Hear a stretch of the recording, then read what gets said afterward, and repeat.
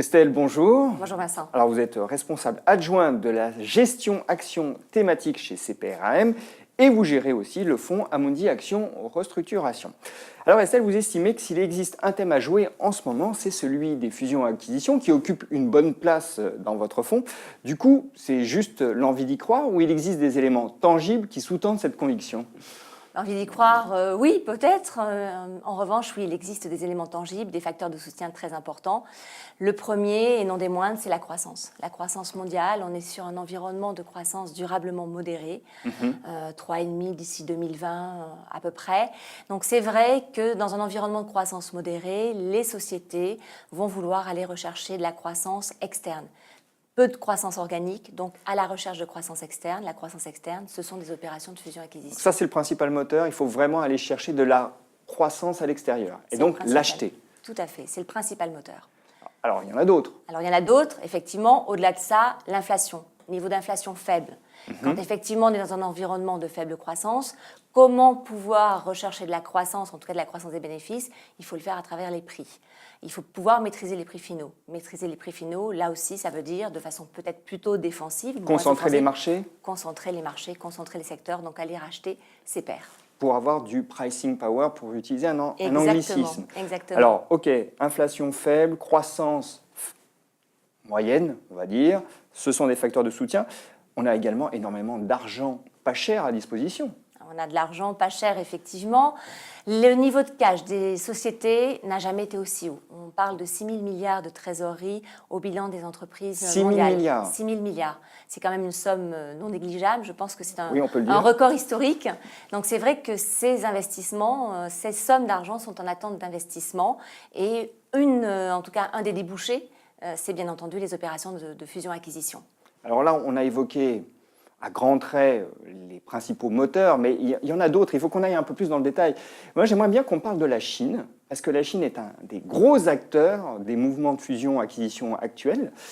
Et il y a une volonté politique en Chine de soutenir les entreprises sur les marchés extérieurs, notamment via la croissance externe. Exactement, exactement. C'est une volonté qui s'est, qui a augmenté, qui a pris tout son essor depuis 2012, depuis que la Chine a commencé à afficher un ralentissement de sa croissance, de ses activités, de sa croissance économique.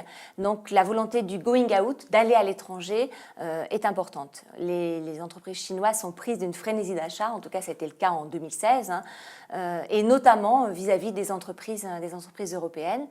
Et l'année dernière, on était sur un niveau de 200 milliards de dollars d'activité en hausse de plus de 100%. Puis c'est aussi un moyen pour une partie de la nomenclatura économique de sécuriser ses avoirs en achetant des devises un peu plus solides, peut-être que le renminbi, si jamais il y a un problème en Chine. C'est effectivement un moyen pour les Chinois d'utiliser leur argent et d'aller le placer à l'étranger. Alors Estelle, vous nous avez ramené un graphique, j'aimerais bien qu'on le commente. C'est un graphique qui compare le cycle des fusions-acquisitions avec le cycle boursier. Et quand on regarde ce graphique, on voit que d'ordinaire, il coïncide. Or là, on a un décalage, on a une sorte de fossé encore à combler entre les fusions et acquisitions qui sont un peu en retard, a priori, par rapport au cycle boursier. Exactement. On a observé sur les derniers cycles, en tout cas depuis le début des années 2000, une forte corrélation entre le cycle des marchés financiers et le cycle des fusions-acquisitions. Mais vraiment une corrélation quasiment parfaite. Et là, depuis la crise, cette corrélation n'existe plus.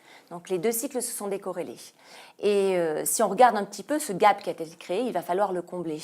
Donc c'est ce qui explique d'ailleurs il n'a pas pour l'instant été complet, ce qui explique que finalement les opérations de fusion-acquisition vont être intéressantes pendant certainement beaucoup plus longtemps que ça ne l'a été par le passé. On avait des cycles de 3 ans. Là, on va être sur un cycle qui peut durer beaucoup plus longtemps. D'ailleurs, le cycle boursier est lui-même très long. Le cycle est également très long, tout à fait.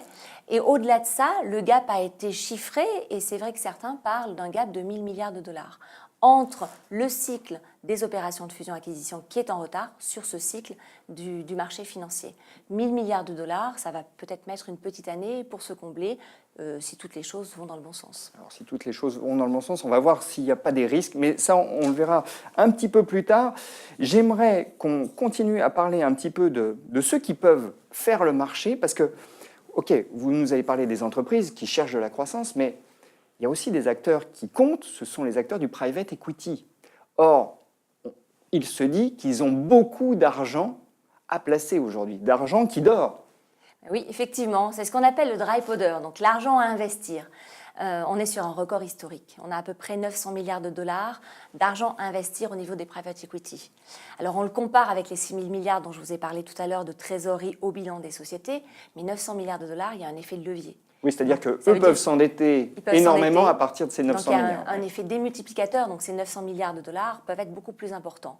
Et donc ils viennent sur le terrain des entreprises pour essayer de rentabiliser cet argent-là, et donc ils vont soutenir la dynamique des opérations de fusion-acquisition. Alors on pourrait avoir des batailles entre des private et des corporates pour obtenir le contrôle de sociétés? Alors malheureusement ou bien heureusement, tout dépend où on se place. Si on est prédateur, malheureusement. Si on est une cible, bien heureusement, parce qu'on verra sa prime augmenter, oui, il peut y avoir bataille entre un private equity et un corporate, donc une entreprise pour une même cible. Alors justement, vous avez évoqué les primes, il faut qu'on en parle. Est-ce que le montant des primes, aujourd'hui, espérable, si vous me pardonnez ce néologisme, Oui. est-ce que ce montant des primes est équivalent à ce qu'on avait avant la crise? Avant la crise, je crois qu'on était aux alentours de 35-40% de primes en moyenne. Est-ce qu'on est sur les mêmes niveaux ou est-ce que ces niveaux ont eu tendance à baisser tout de même? Non, ces niveaux ne se sont pas maintenus depuis la crise. Je dirais qu'en moyenne, on est autour de 25%. 25% de primes pour une société cible. Donc on a vraiment réduit les primes offertes. Je crois qu'on est actuellement dans un environnement, dans un cycle, une dynamique de fusion-acquisition qui est beaucoup plus saine qu'elle ne l'a été lors des précédents cycles, qui étaient 2000 et 2006. Ce qui finalement nous conforte dans le fait que cette dynamique peut tenir beaucoup plus longtemps, en tout cas peut animer les marchés pendant beaucoup plus longtemps. Les prédateurs, donc, ont aujourd'hui un intérêt à se positionner et à agir, mais quand on joue la thématique, est-ce que vous avez dit que le niveau des primes avait baissé, est-ce qu'il faut se positionner du côté de la proie ou au contraire du côté de l'acheteur? Parce que est-ce qu'il n'y a pas un effet relutif plus certain? On a des taux d'intérêt qui sont bas, l'argent n'est pas cher, donc on a peut-être une facilité accrue pour rentabiliser l'opération. Vous avez tout à fait raison. Si par le passé, il était clair il fallait à l'époque s'investir ou investir sur les valeurs cibles parce que justement la prime qui était de l'ordre de 35%, comme vous le disiez, était importante, ça allait beaucoup moins depuis la crise financière. Pourquoi? Parce que finalement, les taux de financement, les conditions de financement sont extrêmement favorables pour les prédateurs, et les primes sont un peu moins importantes. Les niveaux de valorisation des sociétés sont également sur des niveaux raisonnables. Les PE du marché autour de 15 fois sont plutôt raisonnables. Donc tout concourt finalement à rendre l'opération valable, rentable pour le prédateur. Et c'est vrai qu'on parle d'une relution sur les bénéfices, donc un impact positif sur les bénéfices du prédateur en Europe qui pourrait être de l'ordre de 6%. Ce qui fait que finalement, à l'annonce d'une opération de fusion-acquisition, vous avez effectivement la cible qui peut monter, de la prime à peu près, mais le prédateur qui va également voir son cours de bourse augmenter de la même façon. Alors ce qui nous amène à une autre question, c'est comment on fait pour repérer des cibles ou repérer des prédateurs? C'est plus compliqué, ça c'est notre petit ADN. On a des screenings avec des ratios qui peuvent relever des ratios de private equity, qui sont des données également qualitatives, qui nous permettent d'identifier des valeurs qui sont des cibles probables. Les prédateurs, eux, c'est un petit peu plus simple, sont souvent des valeurs de plus grande taille, avec des bilans sains et effectivement une trésorerie importante à investir. Et au-delà de ça... On sait qu'ils vont devoir employer cette trésorerie. Exactement. Sinon, ils perdent de l'argent à ne pas l'employer, finalement. Exactement. Donc, il faut rentabiliser cet argent. Les opérations de fusion-acquisition sont une façon de le rentabiliser. Au-delà de ça, ce qui est important aussi, c'est de réintégrer la valeur dans son secteur. Et là, on voit qu'il y a des secteurs qui peuvent être plus ou moins intéressants à jouer dans le cadre de cette dynamique. Justement, vous devancez ma question, lesquels? Alors, les secteurs sur lesquels il est intéressant d'investir, grosso modo, en tout cas globalement parlant, sont souvent des secteurs fragmentés, des secteurs qui peuvent être en bonne santé financière, des secteurs sur lesquels il y a un réel intérêt à se consolider. Alors dans ce cadre-là, pour moi, la santé est le secteur de consolidation par excellence. Alors c'est un secteur qui a été en tête des opérations de fusion-acquisition il y a 2 ans de cela. L'année dernière, dans un environnement préélectoral aux États-Unis, les opérations dans ce secteur-là se sont tassées. Et c'est vrai que c'est reparti cette année, notamment avec l'offre de J&J, l'américain, sur le Suisse Actelion, qui est une très belle opération, qui a relancé cette dynamique des fusions-acquisitions dans le secteur de la santé. Là, vous mentionnez une fusion-acquisition transfrontalière, ce n'est pas le fait du hasard. Non, ce n'est pas le fait du hasard, effectivement. Ces opérations transfrontalières, on le voit depuis le début de l'année, et c'était également le cas l'année dernière, prennent de plus en plus d'importance. Et sur les 700 milliards de dollars d'activité globale que nous avons depuis le début de l'année, dans le cadre des opérations de fusion-acquisition, 40% de cette activité viennent d'opérations transfrontalières. Je reviens au secteur de la santé. On peut estimer que les biotech seront des proies évidentes pour les grands laboratoires qui ont plus de peine à mettre au point de nouvelles molécules? Oui, je dirais que par la biotech, les valeurs de petite taille, donc souvent des valeurs biotech innovantes, des valeurs à forte croissance, de chiffre d'affaires notamment, et pas forcément de bénéfices, sont des cibles idéales pour les grands laboratoires qui sont à la recherche de croissance de façon structurelle. Hormis la santé, vous voyez d'autres secteurs qui pourraient émerger comme des théâtres de fusion-acquisition importants? Alors oui, j'aime bien parler également du secteur de la chimie. Le secteur de la chimie, on a eu des opérations de consolidation importantes l'année dernière et en début d'année, notamment avec le rachat de ChemChina, donc le chinois sur le suisse Syngenta. On a également eu le rapprochement Monsanto-Bayer, donc l'européen Bayer qui rachète l'américain Monsanto. Au-delà de ça touche finalement de grandes sociétés chimiques. Au-delà de ça, ce secteur est assez fragmenté. Et on a des valeurs de petite taille dans la chimie de spécialité qui sont intéressantes à jouer et qui, à mon sens, sont des valeurs sur lesquelles on va avoir de la consolidation.